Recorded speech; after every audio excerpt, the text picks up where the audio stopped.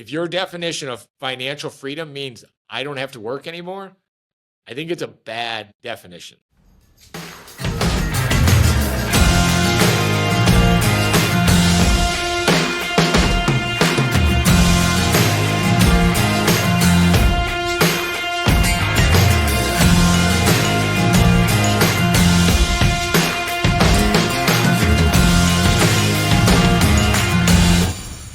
All righty, welcome back to the Main Street Patriot podcast. So we're going to do a somewhat, it's a second episode, so we wanted to kind of fire people up, kind of poke the bear a little bit. So here's what we're going to talk about today. The tagline, the title of this podcast is Financial Freedom is a Bunch of BS. And so with me today is my producer, Jake. How's it going, Jimmy? How you doing today? I'm great. Why don't you talk about why this fired you up so much? Because me and Jake were just BSing, chewing the fat. Yeah. And I was just like, you know what, Jake, that's a bunch of crap. That's a bunch of BS. He's like, you know what? That's a good title for a show.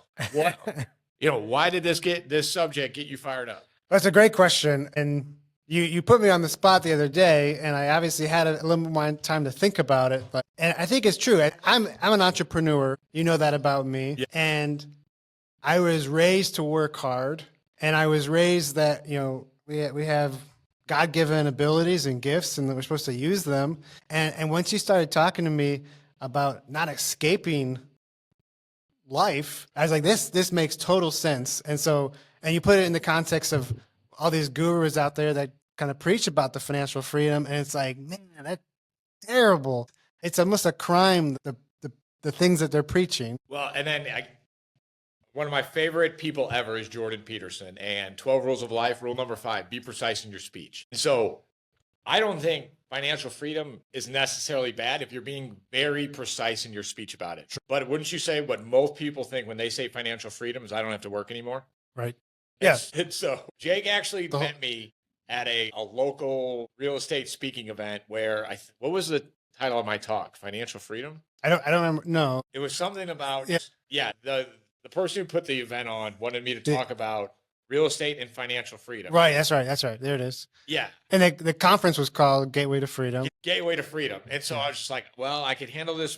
I could be a jerk, and just be like, financial freedom's BS. Or I could be like, well, let's explore the topic a little bit more and talk about what really is freedom. And I think the reason I get so fired up is because of my time in the military. My favorite movie is Braveheart. The ending, you're probably too young for Braveheart. Have you seen Braveheart? Yeah. But when I was 14 and saw that back in the 90s, I was like, whoa. And so, the tagline of that movie is he's getting tortured and his guts are literally getting pulled out, and all he can think about is freedom. Right. And so I have always been motivated by freedom, whatever that meant. Sure. And, when I was 14 and saw that movie, then I was 18, and when I got in the military, I didn't exactly understand what that meant. It sounded super cool. Yeah. And then on the 4th of July, we talk about freedom. Sure. And so it's so embedded into American culture to love freedom. Yeah. I think. Yeah. That's what I love about being an American. So it's embedded into me. It is like a trigger. Not that I get angry and need a safe space word.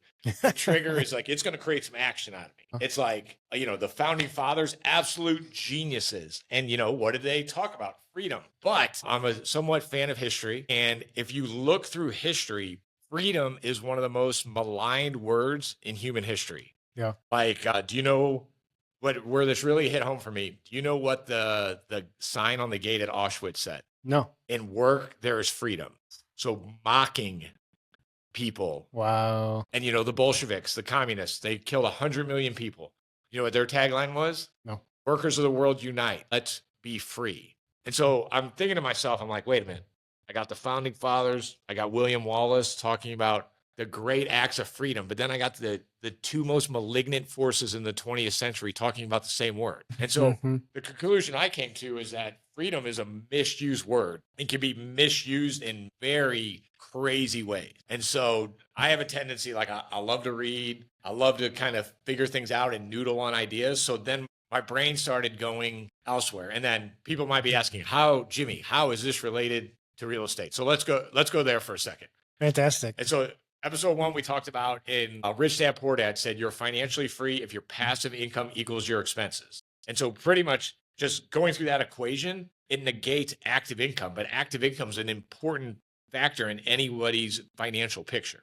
And so one, it's like you're supposed to eliminate, it's almost like nasty or frowned upon to earn money actively. And so I'm like, wait a minute, we're in the most productive economy ever, in the most productive part and abundant part of human history ever. Like, do you know what my grandfather, to be able to call somebody on one of these, would have given anything? I'm like, Yeah, productivity through the roof. yeah.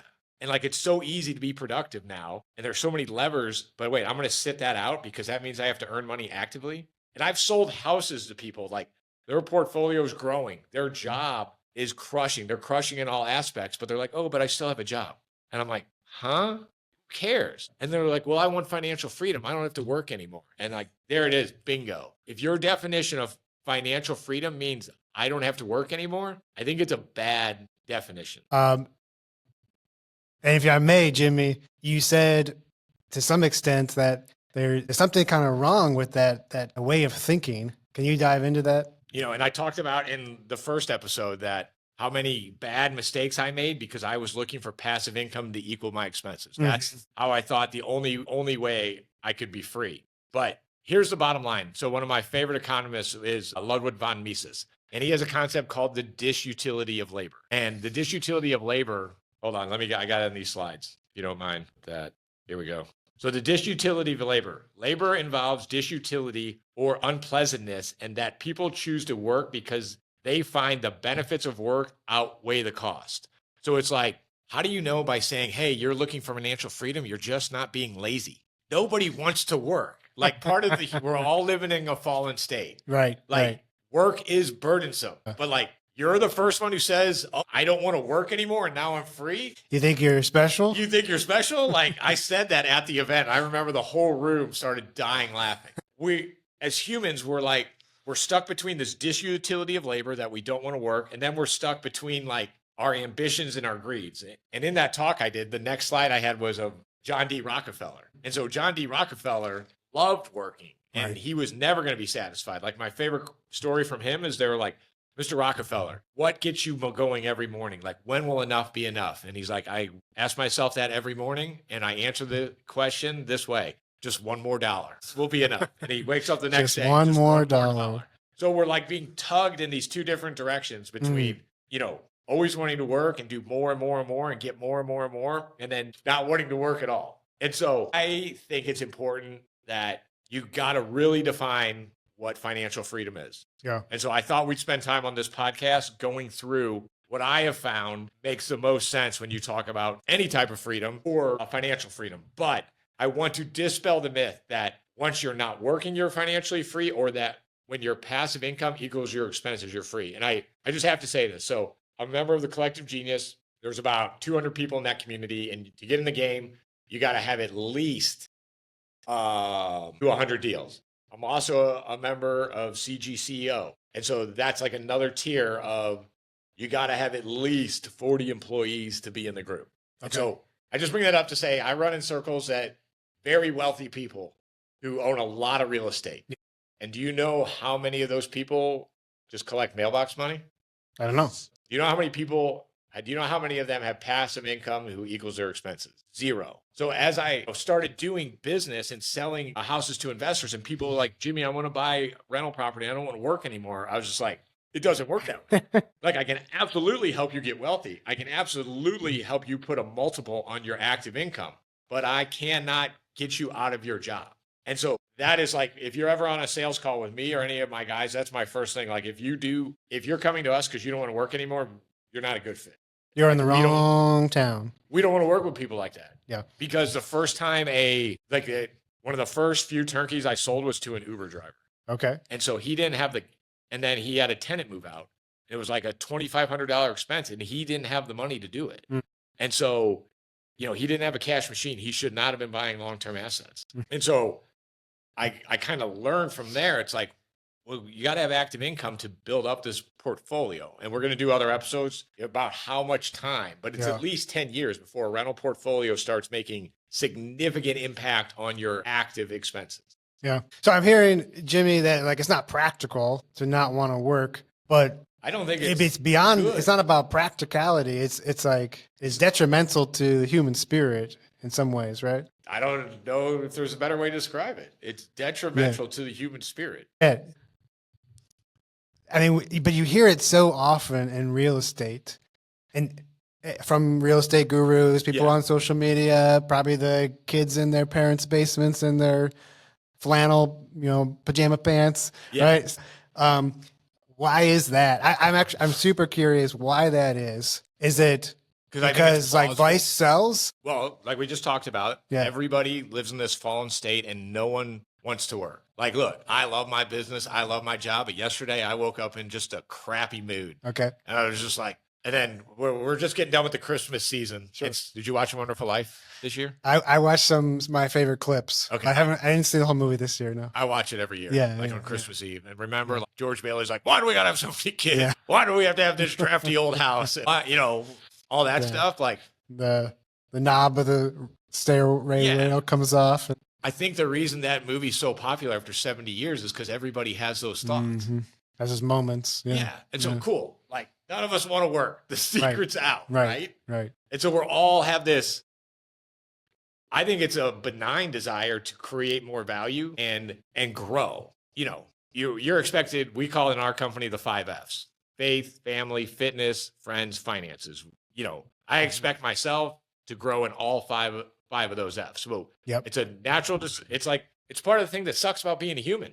You're being tugged by these forces that are nefarious saying, be lazy. Mm-hmm. And then you're tugged by your higher order self saying, come on, let's build up these 5 F's. Yeah. Let's do this. Yeah. I guess what I'm trying to get at is I'm in marketing, Jimmy, for all intents and purposes. Yeah. And I think that there are people that try to sell to our vices, to our evil inclinations. Our lower order self. Exactly. Sure. And then there's like, they're selling to virtue, right? Yeah. And so like a classic one is you walk past the drugstores and it's like there's signs outside and it's like they literally saying like, indulge yourself, treat yourself, right? And it's like appealing to sort of our innate like love for comfort, our selfishness, etc. And so this marketing towards like this negative financial freedom that we're talking about, in some ways it's just laziness on their part. I can sell to people's lower order. There's that. And so I've been on so many of these consultation calls. We call them target setting calls, but I'll have like a lawyer and a doctor just absolutely crushing it.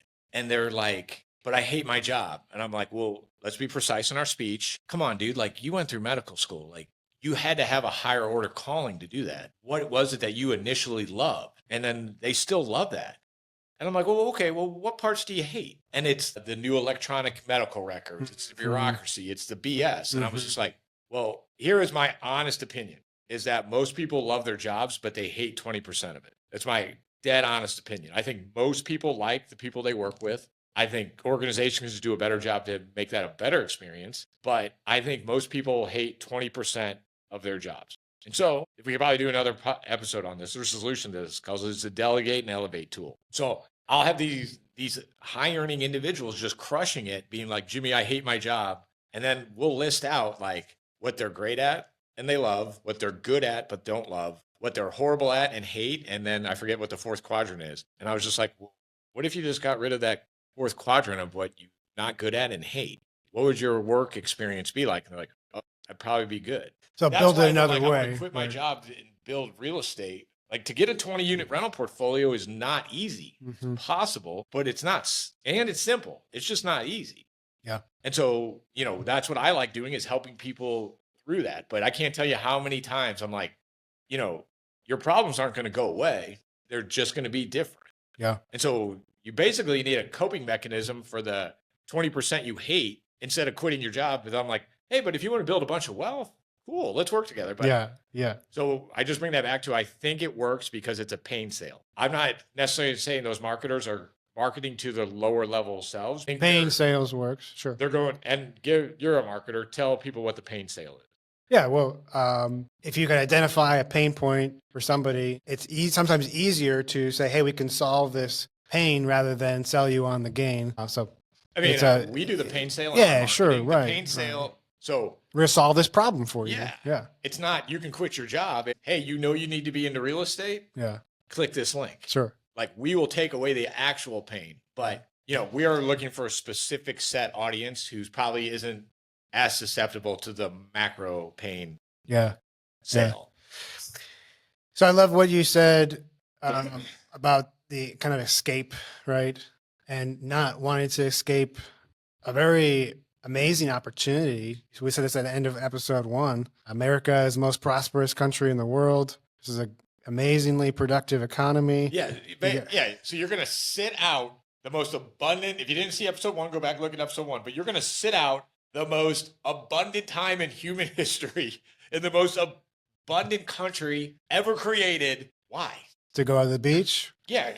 And like, I know I love beach vacations, but like last spring break, I took my kids to Jupiter for Cardinal spring break. And like, if we would do a beach day, baseball day, beach ball day, if we didn't have the baseball days, I would have gone literally insane. Yeah. It's just like, you go stir crazy, bored out of your mind. And then look at the retirement literature. Like the life expectancy after retirement is not promising. And then there's like retirement masterminds, because what do you do when every day is Saturday when you don't have purpose and meaning?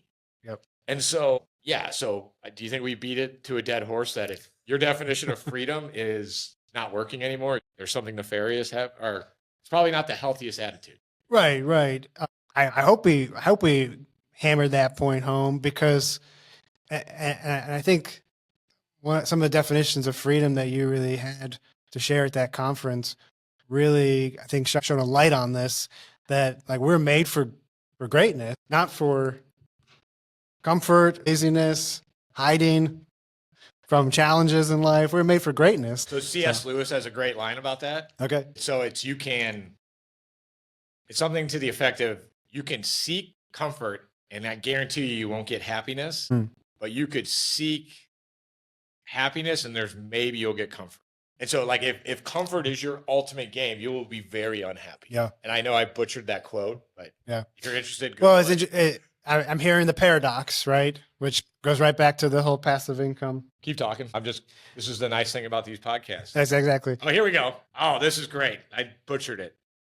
I do like. Let's hear it. When they, you know what I mean? So if you look for truth, you may find comfort in the end. If you look for comfort, you will not get either comfort or truth. Only soft soap and wishful thinking to begin, and in the end, despair. I love that. Yeah. I love that. So just me going along, like here is the 3 definitions of financial freedom that I think are actually true. Because we talked a lot about Kiyosaki last episode, and it's like, Kiyosaki is awesome, and that little purple book is awesome. But cash flow equals your expenses, and then you're financially free, I think hurts people. Nice. And so how about the definitions right after this break? Accredited investors, if you're looking for quality real estate to put in your portfolio that is pushing 30 to 40% in annual returns, well, I'm glad you're watching this ad, because I bring my investors about 400 of those deals every year, and all the due diligence is already completed. We also have all the lending lined up, and we have the construction and property management already set and ready to go. And it's all in-house, all done start to finish by my team. All you got to do is review the deal, write the check, show up at closing, and you're done. And the best part is there's no equity splits. You own the asset 100%. My team gets paid to do the things you were already going to pay for anyway, like having someone find the deal, fix up the deal, and manage the house for the long term or offload the deal for a flip. So if you want to invest in real estate and you want to build a portfolio on autopilot, or maybe just flip a few houses with a vertically integrated team doing all the work for you, A to Z, click the link.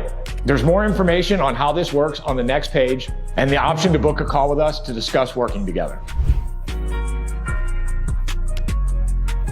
Jimmy, right before the break, you were going to give us the definitions of financial freedom that really capture what it is to be human, I think. So tell us, what do you got? What do you got? So, over time, here's kind of like 3 that we've developed and we've worked through with our investors. So my first definition is freedom to pursue excellence instead of freedom to escape constraint. When you think about it, the whole, I don't have to work anymore.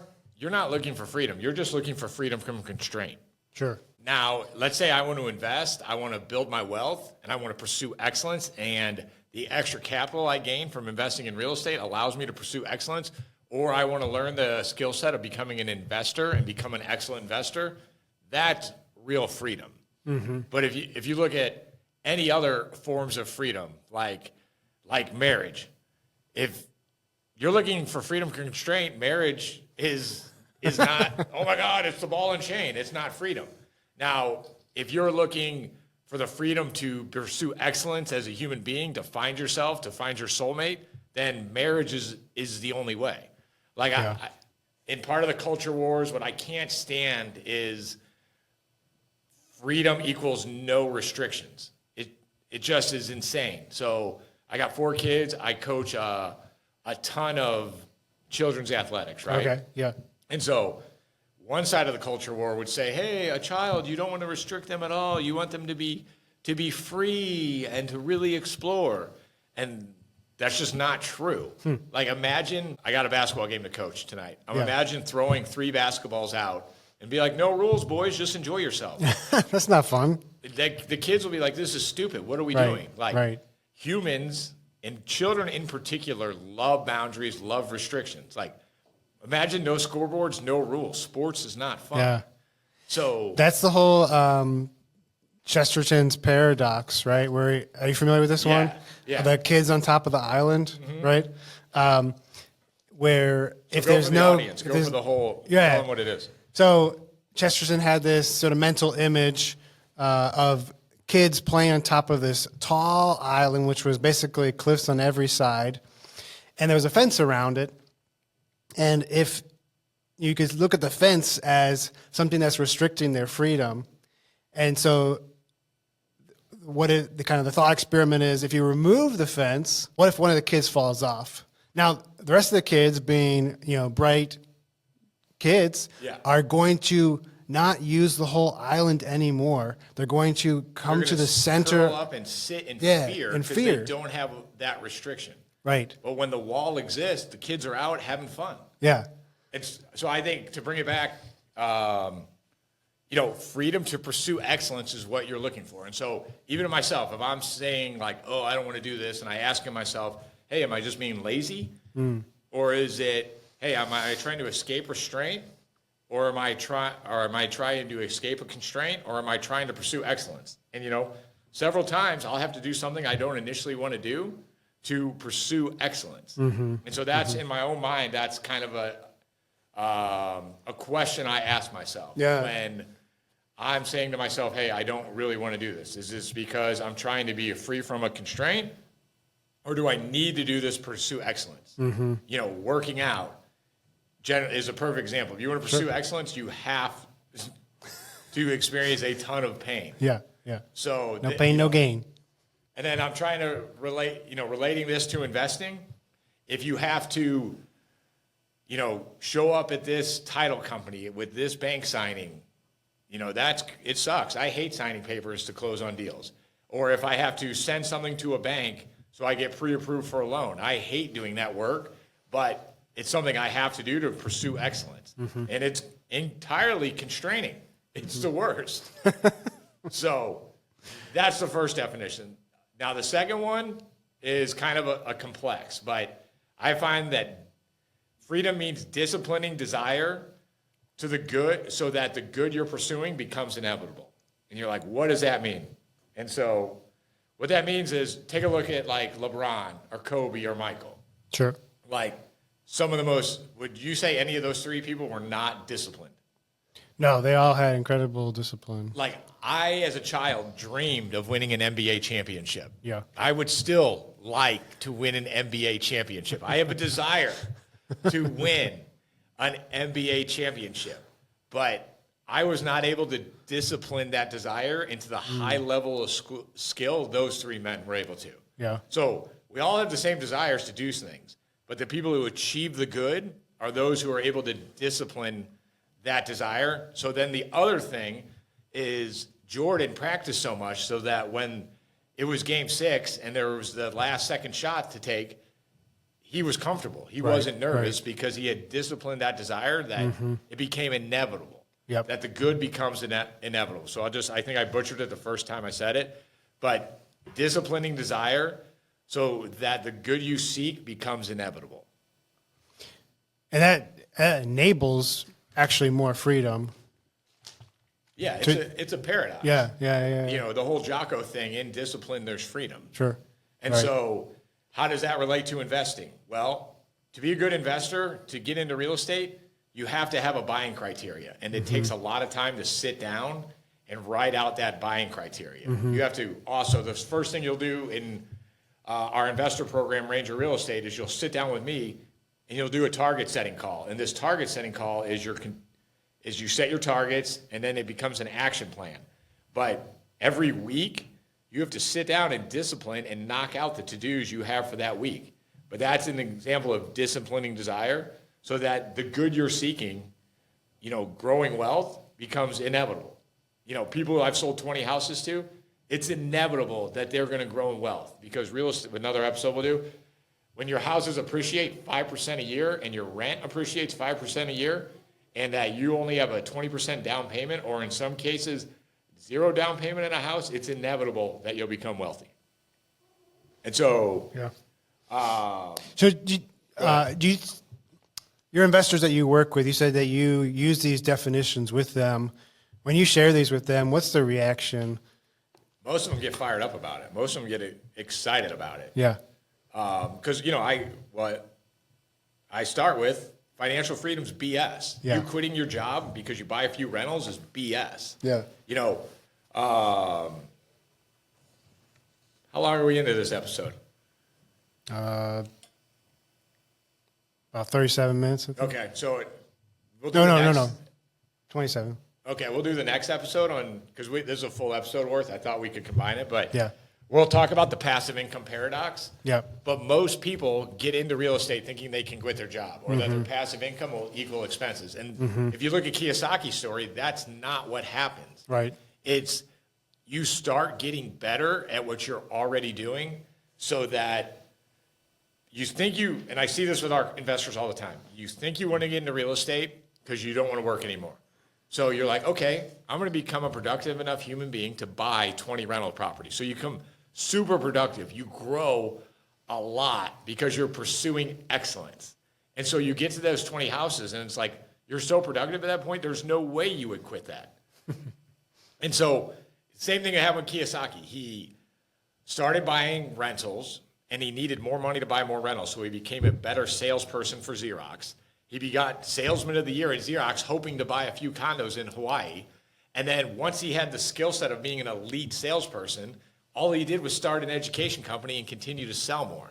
And so it's that, we were talking about this earlier with marketing. Maybe it's a pain sale, or maybe someone thinks they want to quit their job, so they get into this, but they become a more productive human being. Sure. So, and then we'll talk about in the next episode, but I've had several clients, they come in looking to quit their job, but since they had to make more money to buy more real estate, they become more productive in their job, and so they get promoted. Sometimes I've had a couple people get equity in their company, all because they wanted to, stop working. And so we'll do an episode on this called the passive income paradox. Nice. And so once people realize they have to get more productive to become a better investor, I think they get addicted to the process of pursuing excellence. Right. And so, they are. And somehow rebuilding that job, their career, in such a way that they enjoy it more, enjoying the good parts of it, and finding some meaning in the parts that they don't like. Well, I mean, I think it's because they find purpose and meaning. Like when we talked about this in episode 1, like your unique ability, your God-given ability, whenever you're chasing that, whenever you're in tune with that, okay, we'll call it, you're in the zone. Yeah. Like whatever we want to call the zone, non-distraction. I always describe it in a few games I had in high school basketball where I couldn't miss. The it flow. felt like the rim could fit 4 basketballs. A flow state. Yeah. So, maybe you could say a flow state is freedom. But when you're working inside your unique ability and you're working in a purposeful relationship with value, like that's freedom. Like, can I tell a little tangent story? Yeah, please. You know who Alexander Solzhenitsyn is? Oh, yeah. One of my Love the favorite guy. historical people. So, for those of you who don't know, Alexander Solzhenitsyn was a Russian artillery officer on the Eastern Front in World War II, like the worst part of warfare ever. This guy survived it, and he was a war hero for the Russians. Fun history fact: in the Battle of Stalingrad, a third of the Russians who died in that were Russians killing other Russians.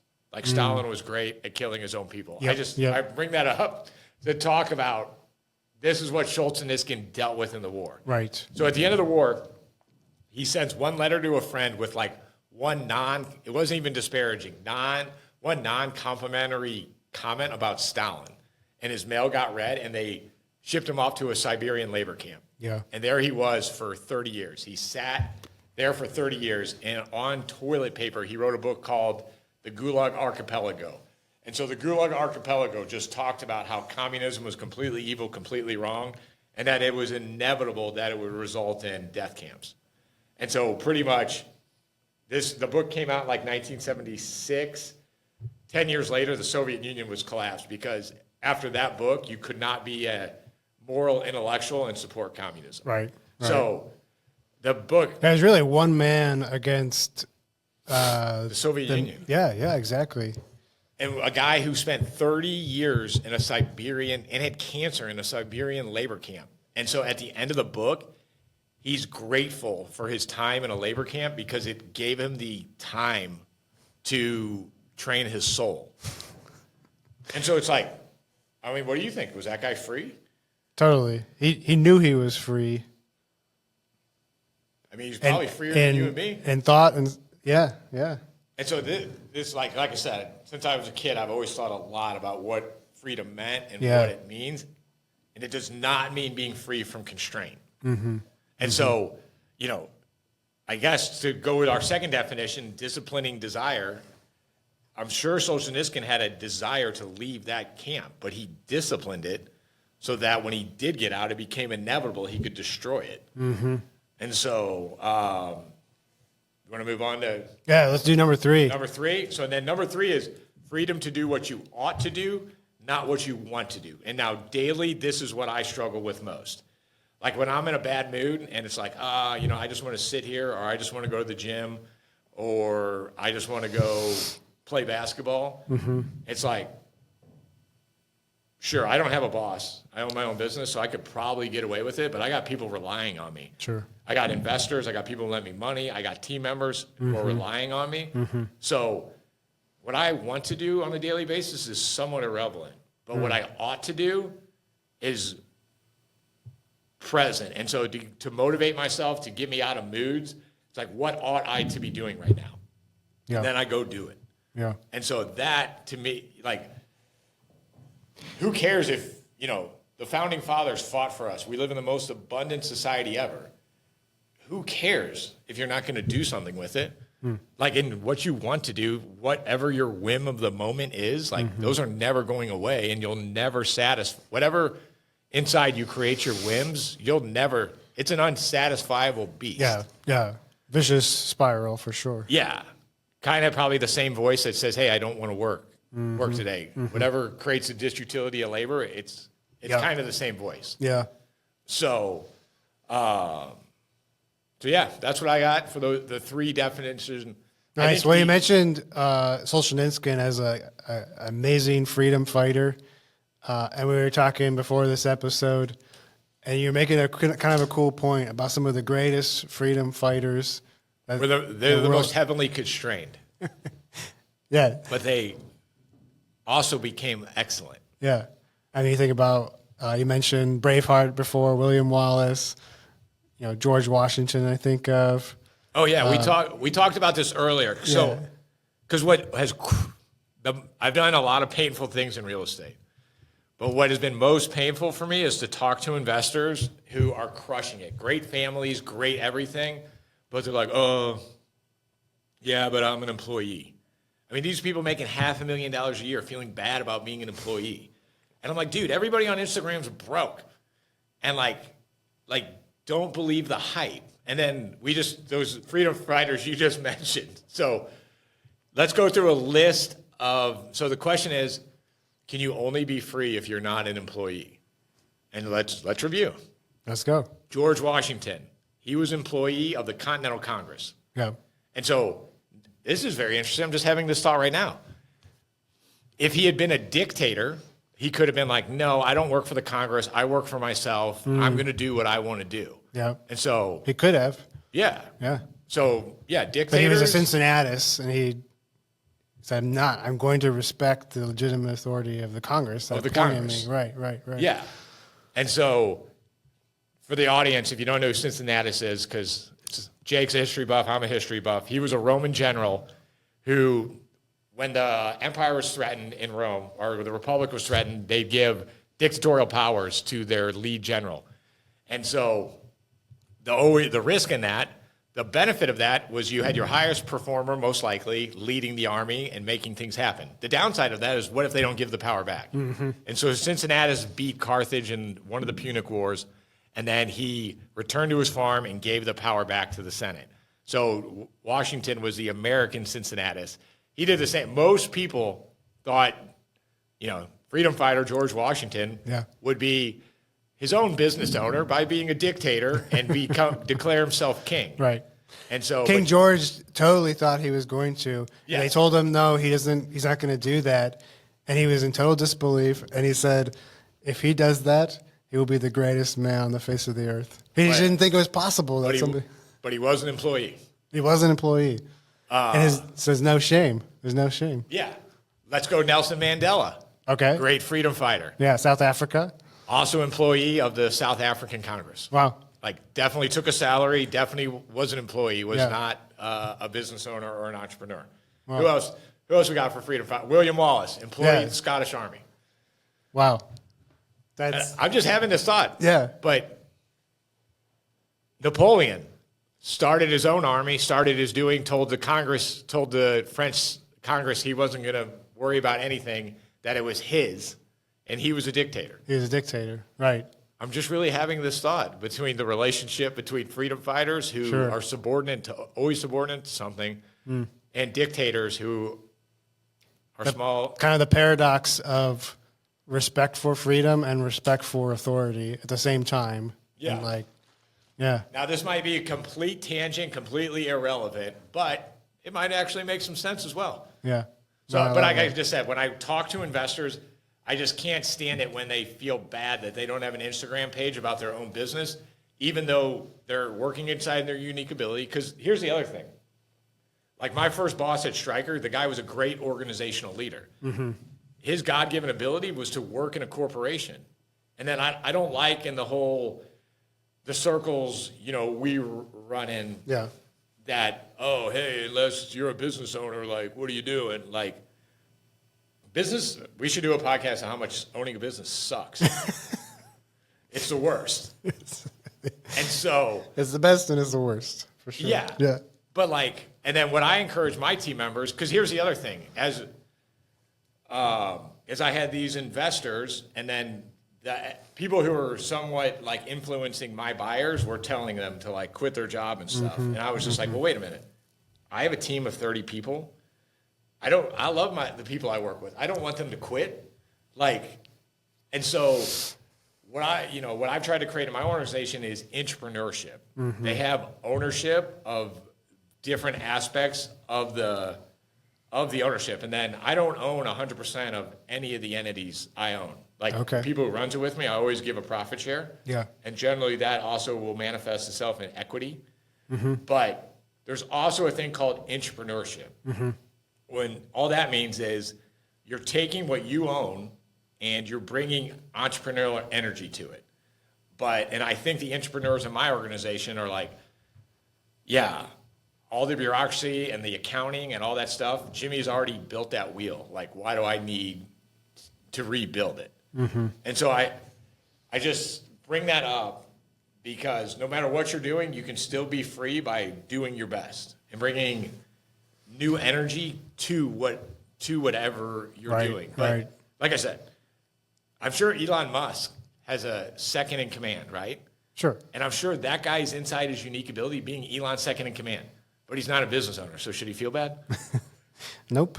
Well, you talked about Solzhenitsyn. At the beginning, you gave about Auschwitz, the Soviet Union, or was it Lenin thing? We studied all the bad people. Like Yeah, we talked the about the bad Nazis, people. the Bolsheviks. And their misuse of freedom, where people did not actually have a choice in it, right? If you disobey, you die, right? Yeah, but they were still calling that freedom, by the way. Right. But to compare, in a sense, well, I'm an employee, to compare that and to chalk that up as a lack of freedom is insulting on so many levels, I would think. Yeah, I mean, that's a good point as well. I mean, when I was a corporate employee, I had those thoughts, and I was being, it was being immature. Mm-hmm.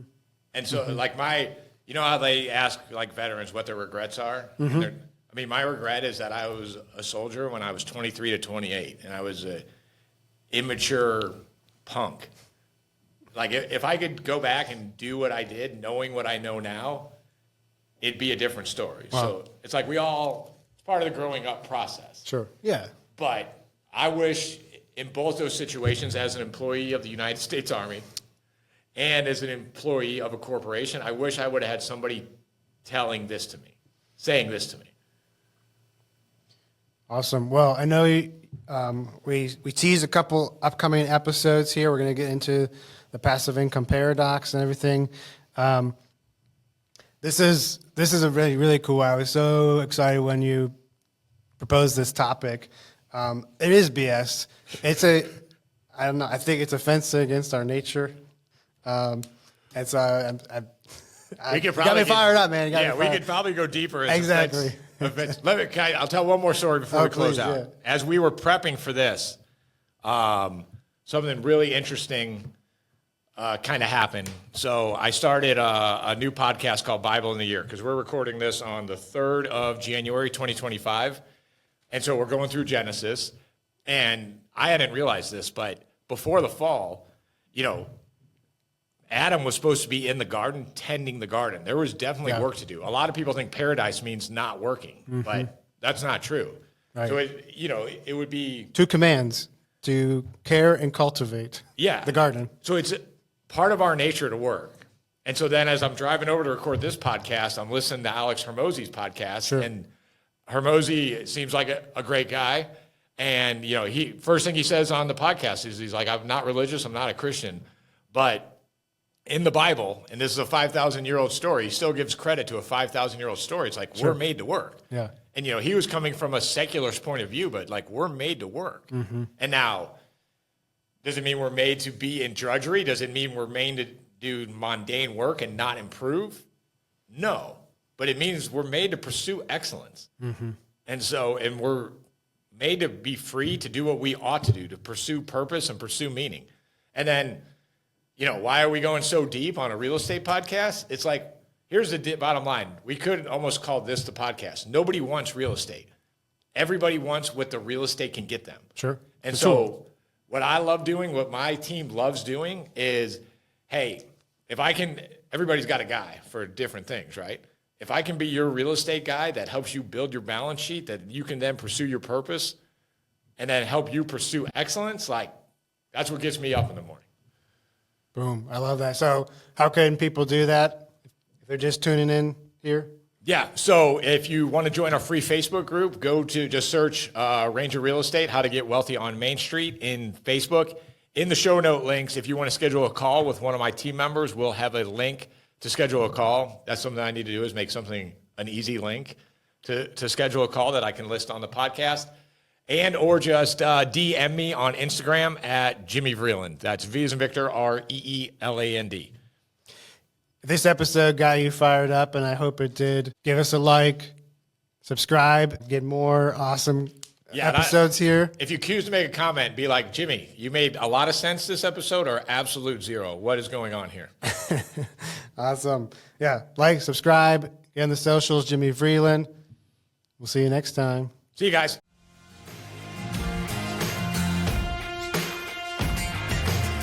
So if you like what you heard today and you want to learn more, sign up for a discovery call with one of the Vreeland Capital success coaches at jimmyvreeland.com.